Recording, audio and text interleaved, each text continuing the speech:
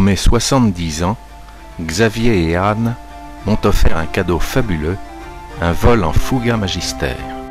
Le Fox Golf Juliette Mike Novembre va partir en voltige aux mains expertes d'Hugues Duval, le leader de la patrouille Tranchant. Mais tout d'abord, le briefing. On va passer sur le dos, puis on va revenir comme ça pour passer sur le ventre. On appelle ça une barrique, parce que c'est comme si on enroulait. Une barrique, il faut s'imaginer un tonneau. Et on va prendre des vitesses, à peu près au moins 450 km/h. Là, on passe sur le dos, on va revenir comme ça, on va faire cette figure. C'est une figure très esthétique et qui en même temps n'est pas trop dure physiquement à subir. On va subir peu d'accélération. Donc ça, c'est une figure qui est rapide, qui n'est pas physique si on n'a pas changement de jeu. En revanche, c'est assez désorientant parce que là, on tourne très vite. Puis après, on peut faire des combinaisons de toutes ces figures-là. On peut partir, monter, faire des tonneaux, éventuellement faire 3 quarts au lieu d'en faire un complet. On revient dans ce sens-ci. Et puis on poursuit après par d'autres figures. On peut refaire des tonneaux en descente, on peut refaire deux. Il n'y a pas de limite après dans la créativité des figures. Le Fuga pèse 3 tonnes 2 et un petit tracteur n'est donc pas superflu pour le sortir du hangar. C'est un biréacteur croisant à 600 km/h avec une vitesse maximum de 700 km/h. Il n'est pas particulièrement sobre et consomme en moyenne 800 litres de kérosène à l'heure.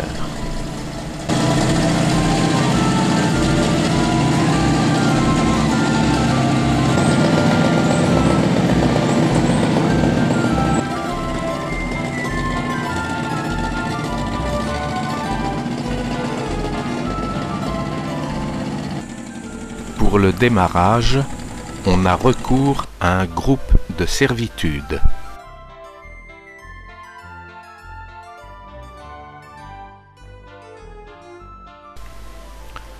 On obture les tubes pitot pour éviter que des insectes y fassent leur nid.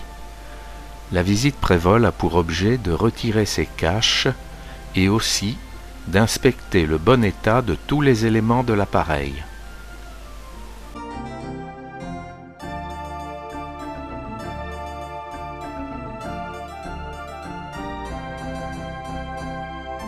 Le tableau de bord pourrait être celui de n'importe quel avion de tourisme, sauf que sur la rangée du haut, on remarque le badin ou indicateur de vitesse, gradué jusqu'à 600 nœuds, 1100 km/h, on n'est pas loin de la vitesse du son.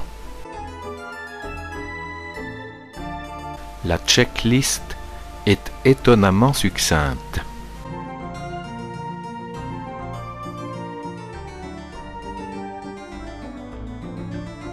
Le tableau de bord arrière comporte un peu moins de cadrans.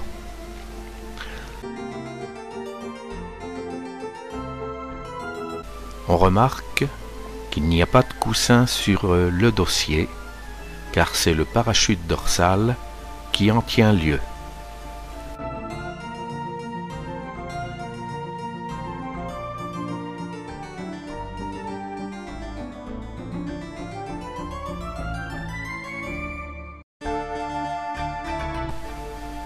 Pour la voltige, le parachute est obligatoire. Le pilote se veut rassurant en expliquant qu'il ne lui est encore jamais arrivé d'avoir à s'en servir. Heureusement, car ce n'est pas spécialement drôle pour l'équipage, mais encore beaucoup moins pour l'avion.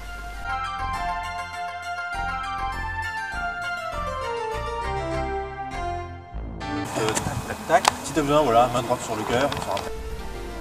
À bord, on ne trouve pas le confort d'une limousine. C'est même assez spartiate.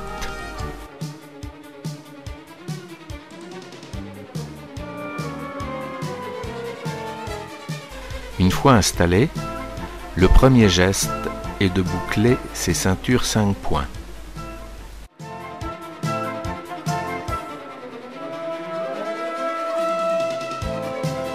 Le levier rouge commande le verrouillage de la verrière. En vol, Ne pas prendre ça pour une poignée de maintien, sinon on largue la verrière. En fait, le casque n'aurait de réelle utilité qu'en cas de saut en parachute.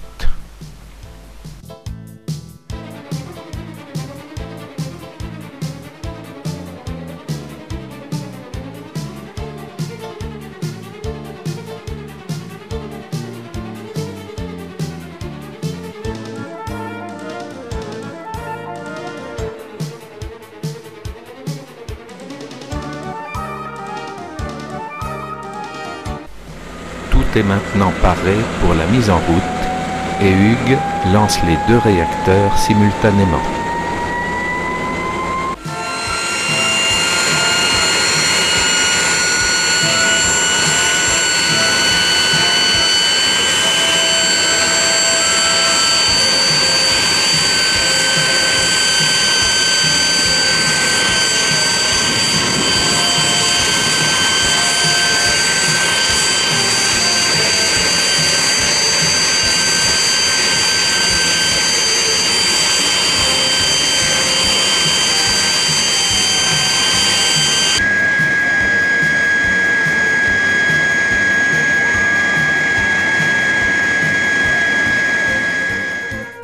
Le bonheur absolu.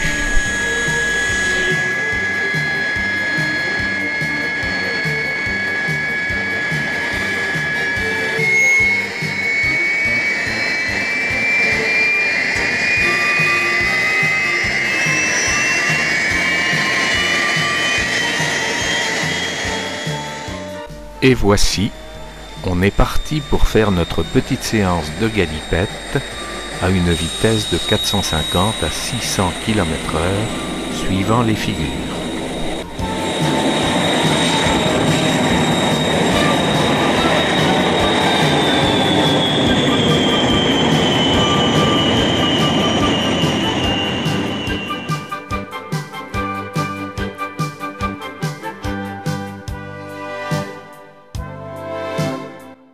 Passé le point d'attente, on pénètre sur la piste. Décollage.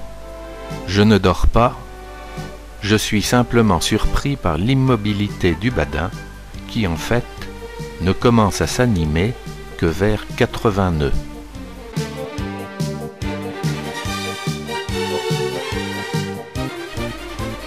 On vire pour revenir faire un passage basse altitude sur le terrain. Si j'ai l'air aussi sérieux, c'est que je suis concentré et attentif aux différentes manœuvres. Nous voici.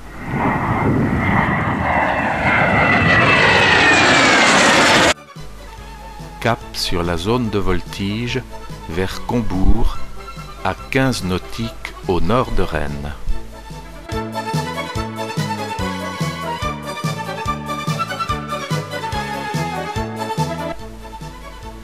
Hugues me laisse les commandes, montée, descente, virage à droite, virage à gauche. Je m'applique à tenir l'assiette et la bille au milieu. Pas facile, car avec la brume, on n'a absolument aucun horizon.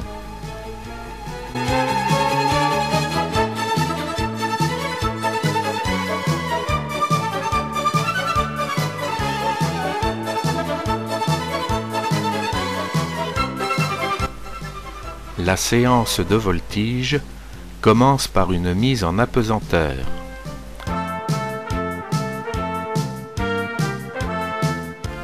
Les bras montent tout seuls, sans le moindre effort.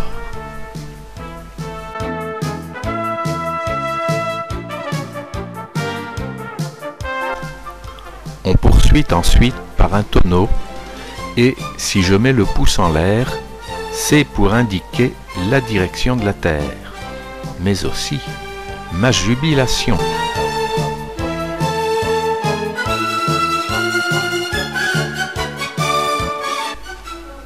Et on est parti pour une série de tonneaux et de barriques.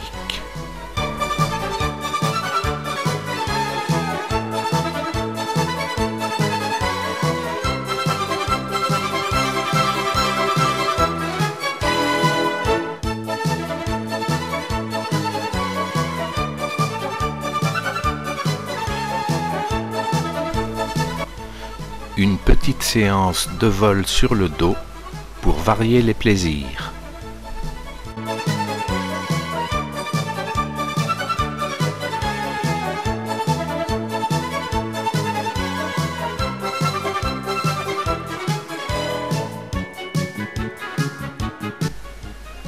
Et maintenant, une boucle, c'est-à-dire un looping. On démarre à 1000 pieds, à 600 km/h. Et là, on se prend 4G dans la montée. Au sommet de la boucle, on est rendu à 4000 pieds, avec 200 km/h au badin.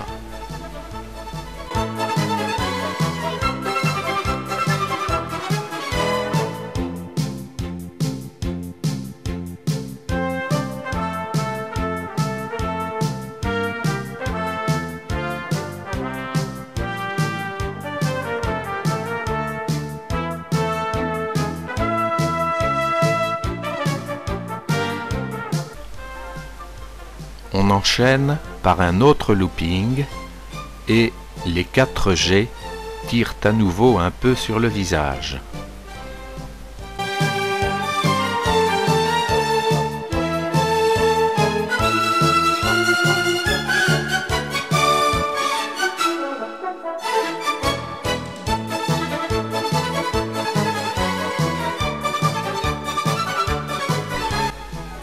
Hugues exécute un tonneau rapide, puis il m'invite à prendre les commandes pour faire un tonneau barriqué, sans horizon et à relativement faible altitude.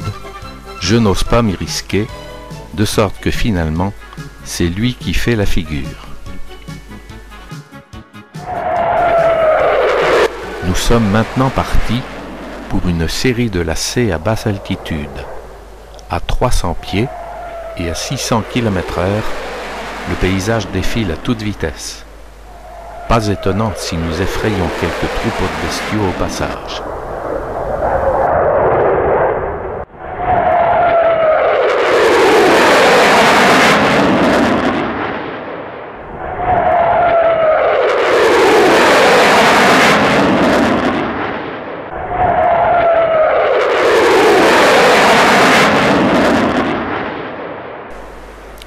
Train et volet sortis, nous sommes en finale sur la 10. De la place arrière, on ne voit pratiquement rien devant. En me penchant sur le côté, j'arrive quand même à apercevoir un peu la piste. Dommage, car plutôt que de pouvoir prendre le manche pour faire un tonneau, j'aurais préféré pouvoir le prendre pour poser l'appareil. Surtout qu'il paraît être très doux et très docile dans cette manœuvre.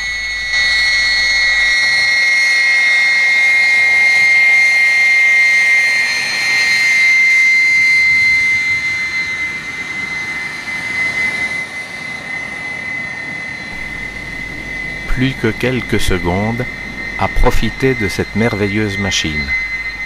Ça passe vite.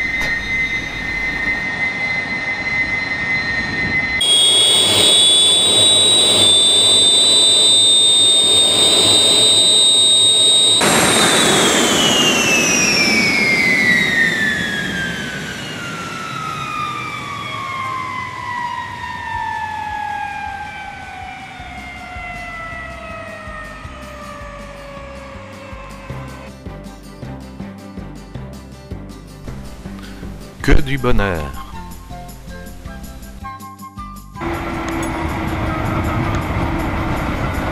Le pilote est pressé d'ouvrir sa verrière, mais moi, vraiment pas tant que ça.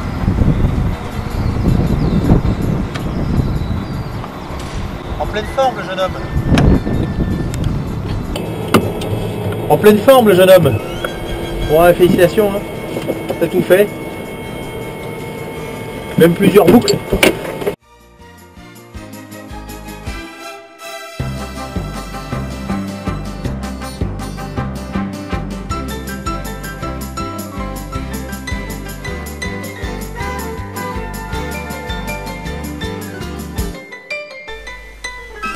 C'était géant, fabuleux.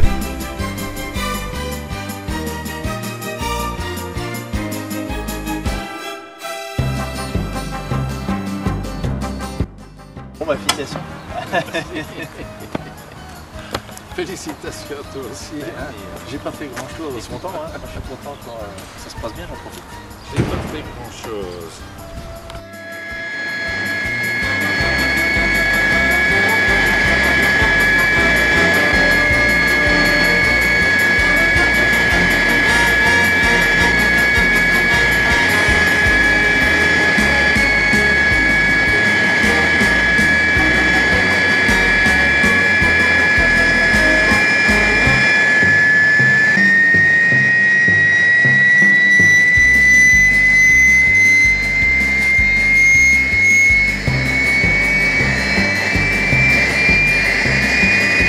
Encore un immense merci à Xavier et Anne. Jamais je n'aurais pu imaginer un si merveilleux cadeau.